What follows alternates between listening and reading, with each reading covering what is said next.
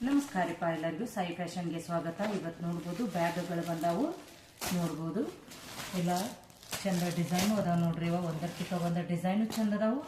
ಮತ್ತು ಹ್ಯಾಂಡ್ ಬ್ಯಾಗ್ನು ಅಷ್ಟು ಸಖತ್ತಾದಂಥ ಬ್ಯಾಗ್ಗಳದಾವು. ನೋಡ್ಬೋದು ಯಾರಿಗೆ ಬೇಕಲ್ಲ ಇವತ್ತ ಬಂದಾವ ನೋಡ್ರಿ. ಪಟ ಯಾರ್ಯಾರಿಗೆ ಬೇಕಲ್ಲ ಅವರ ಬುಕ್ಕಿಂಗ್ ಮಾಡ್ಕೊರಿ.